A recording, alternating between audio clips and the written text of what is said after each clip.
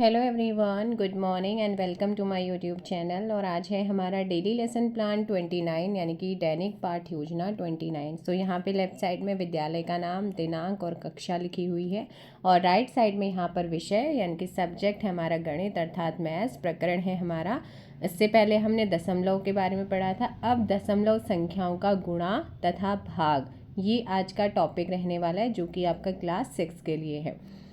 अगर आपका किसी और क्लास में आपके यहाँ पे जो बुक है जहाँ पे आप इंटर्नशिप या माइक्रो टीचिंग कर रहे हैं तो वहाँ पर आप उस क्लास का यहाँ पर नाम लिख सकते हैं। उसके बाद आता है सामान्य उद्देश्य। हमेशा मैं आपको बताती रही हूँ कि सामान्य उद्देश्य हमारे पूर्ववत रहेंगे, अर्थात जो आपके फर्स्ट लेसन प्लान में लिखे हैं वही आप इन्हें वहीं से आप इनको कॉपी पेस्ट कर सकते हैं। तो आप इसे वहाँ से देख लीजिएगा, क्योंकि वो मैथ्स पर बेस्ड होते हैं तो सेम रहते हैं। जो चेंजेस आता है वो विशिष्ट उद्देश्यों में आता है, जिसमें हमारे ज्ञानात्मक उद्देश्य है, जिसमें 2 पॉइंट्स हैं। छात्र दशमलव संख्याओं के गुणा के बारे में जान सकेंगे, छात्र दशमलव संख्याओं के गुणा तथा भाग से परिचित हो सकेंगे। इसके अलावा बोधात्मक उद्देश्य, जैसे छात्र दशमलव संख्याओं के गुणा तथा भाग की व्याख्या कर सकेंगे, और इसी में है छात्र दशमलव संख्याओं के उदाहरण दे सकेंगे। उसके बाद आता है अनुप्रयोगात्मक उद्देश्य, जिसमें भी 2 पॉइंट्स हैं, जैसे छात्र दशमलव से संबंधित प्रश्नों को हल कर सकेंगे और छात्र दशमलव का प्रयोग दैनिक जीवन में कर सकेंगे। इसके बाद आता है शिक्षण सहायक सामग्री। आप शिक्षण सहायक सामग्री के अंदर अगर या तो कई फॉर्मेट में होता है, डायरेक्ट चौक, डस्टर, रोलर बोर्ड, दशमलव चार्ट, ये आप लिख सकते हैं। अगर आपको अलग अलग लिखना है तो आप सामान्य सहायक सामग्री, जिसमें जो कुछ भी हम क्लास के अंदर यूज़ करते हैं, चाहे वो आपका चौक हो, डस्टर हो, रोलर बोर्ड हो। रोलर बोर्ड को ही लपेट शामपट बोला जाता है, और एक होता है हमारा पॉइंटर अर्थात संकेतक। इसके अलावा विशिष्ट सहायक सामग्री में हम अपने चैप्टर को पढ़ाने के लिए दशमलव चार्ट, जो चार्ट है, मॉडल है, फ्लैश कार्ड है, जिस चीज़ का भी यहाँ पर यूज़ कर रहे हैं आप उसे यहाँ पर प्रेजेंट करेंगे। उसके बाद यहाँ पर आ जाता है हमारा, एक सेकेंड, ये रिपीट हुआ है तो अब इसका नेक्स्ट पार्ट ये है शिक्षण विधि। यहाँ पे जो टीचिंग मेथड्स है वो है आगमन, निगमन, विधि। हमारे यहाँ के इस बार हमारे बैचेस में जितने भी सब्जेक्ट पेडागोजी के थे उनमें हमारा जो टीचिंग मेथड रखा गया था वो आगमन निगमन ही था। तो आप अगर आपके फॉर्मेट में है तो आप लिख सकते हैं पूर्व विज्ञान, यानी कि छात्र गुणा तथा भाग से संबंधित सामान्य जानकारी रखते हैं।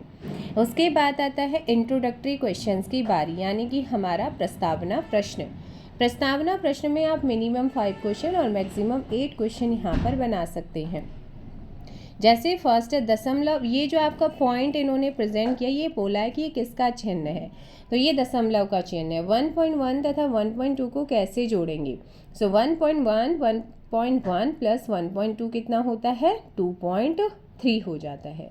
ऐसे ही थर्ड क्वेश्चन उन्होंने पूछा 1.1 तथा 1.2 में कौन सी संख्या बड़ी है?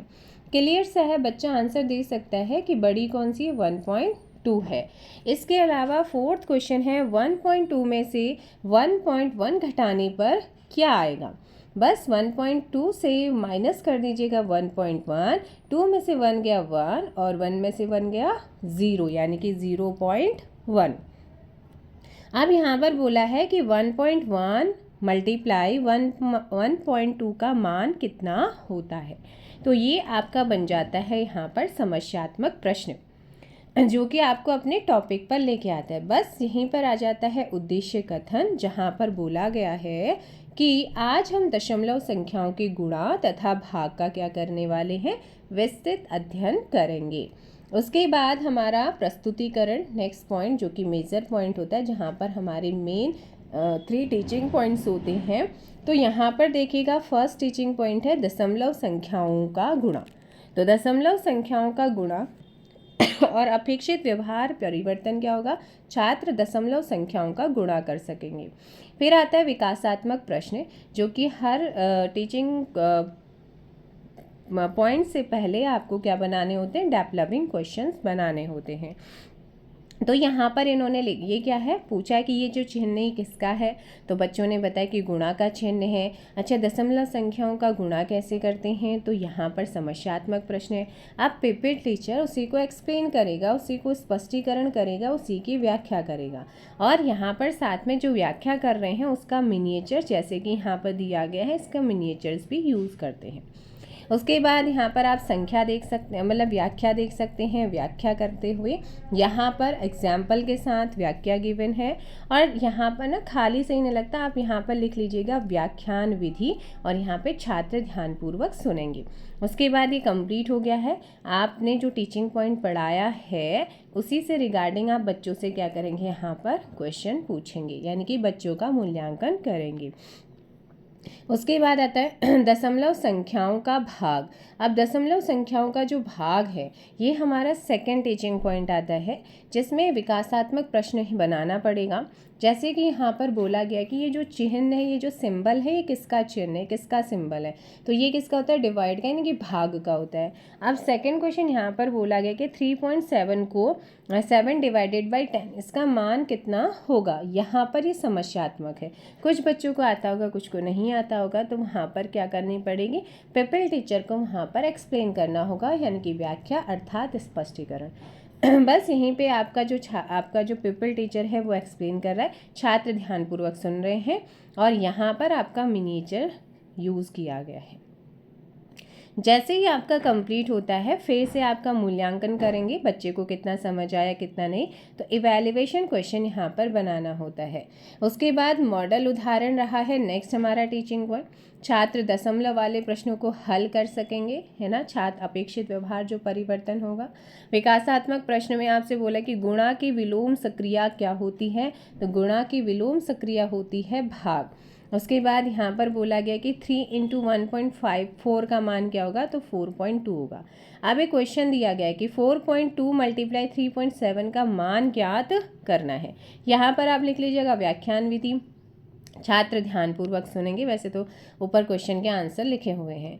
उसके बाद यहाँ पर इसे सॉल्व किया गया है, और सॉल्व करें यहाँ पर आप व्याख्यान विधि छात्र ध्यानपूर्वक सुनेंगे, या आप इसी का मिनिएचर्स यहाँ पे लगा दीजिएगा इसी को नोट करके। उसके बाद आपने जैसे ये कंप्लीट हुआ फिर से इवैल्यूएशन क्वेश्चन, यानी कि मूल्यांकन क्वेश्चन, यहाँ पे इवैल्यूएशन वाला क्वेश्चन बनेगा, मूल्यांकन प्रश्न बनेगा। उसके बाद अगर आपके फॉर्मेट में छात्र प्रश्नावली है तो आप लिखिएगा, अदरवाइज आप छात्र प्रश्नावली को स्किप कर सकते हैं। इसमें क्या होता है कि छात्र दशमलव वाले प्रश्नों को हल कर सकेंगे। यहाँ पर पिपिल टीचर ने एक प्रश्न दिया है जहाँ पर छात्र क्रिया होगी, छात्र अपना उसे क्वेश्चन को सॉल्व करेगा। उसके बाद आता है पुनरावृत्ति प्रश्न। अब पुनरावृत्ति प्रश्न के अंतर्गत अगर आप देखेंगे तो यहाँ पर फिल इन द ब्लैंक्स हो सकते हैं, वेरी शॉर्ट क्वेश्चन, वैसे मैथ्स में फिल इन द ब्लैंक्स आपका बेटर है। फिर आता है श्यामपट सार। जो पुनरावृत्ति प्रश्न जो होते हैं ना, इनको जब आप माइक्रो टीचिंग में जाते हैं तो माइक्रो टीचिंग में लपेट श्यामपट जो हमारा ब्लैक वाला वो होता है ना श्यामपट, उसमें यहाँ पर लिखेंगे। उसके बाद यहाँ पर श्यामपट सारांश में दिनांक, कक्षा, विषय, यहाँ पर आपका क्या है, दिनांक है, कक्षा है, विषय, प्रकरण। प्रकरण को हमेशा अंडरलाइन करेंगे। उसके बाद आपने जो तीनों टीचिंग पॉइंट्स है उसके अंदर से मेन पॉइंट्स को आप यहाँ पे लिखिएगा। इसके लिए आप black chart paper and white pen का यूज़ करेंगे। उसके बाद आता है गृह कार्य। गृह कार्य में हम 2 क्वेश्चन बच्चों को देंगे, बहुत इनफ हो जाते हैं। और ये जो क्वेश्चंस होंगे वो होंगे जो पढ़ा चुके हैं, मतलब जो कि आपने उनको कराया है, जो 3 टीचिंग पॉइंट में उनको समझाया है, उसी से रिगार्डिंग आप बच्चों से क्वेश्चन पूछेंगे। उसके बाद रेफरेंस आपने ज़रूर देना है कि जो संदर्भ, ये आपने जो टॉपिक लिया है ये कहाँ से लिया है, क्या रेफरेंस लिया है। इसको पढ़ाने के लिए आपने कहीं ना कहीं से कोई ना कोई रेफरेंस तो लिया होगा, उसी को यहाँ पर लेना होता है। तो ये वाला लेसन प्लान आपका होता है कंप्लीट। सो मिलते हैं नेक्स्ट लेसन प्लान में। वीडियो को लाइक और शेयर कीजिएगा। Thank you so much. जय हिंद, जय भारत, जय उत्तराखंड, जय देवभूमि। और हाँ, कई कॉलेजेस का क्या होता है, ऑलरेडी फॉर्मेट बना होता है। अब हमारे यहाँ पे तो हम खुद ही बनाते हैं अपने यहाँ के फॉर्मेट रजिस्टर लेकर के। लेकिन कई यूनिवर्सिटीज़ कई कॉलेजेस ऐसे हैं जहाँ के खुद के होते हैं, तो कोई टेंशन वाली बात नहीं है। आप जैसे हमने यहाँ पे बना रखे वैसे ही आपका जो टीचिंग ऊपर लिखे हुए हैं प्रस्तुतिकरण में जो जो पॉइंट्स लिखा हुआ है उस पॉइंट में आप यहाँ से पॉइंट उठा के लिख सकते हैं, कोई दिक्कत नहीं होती है। Thank you so much.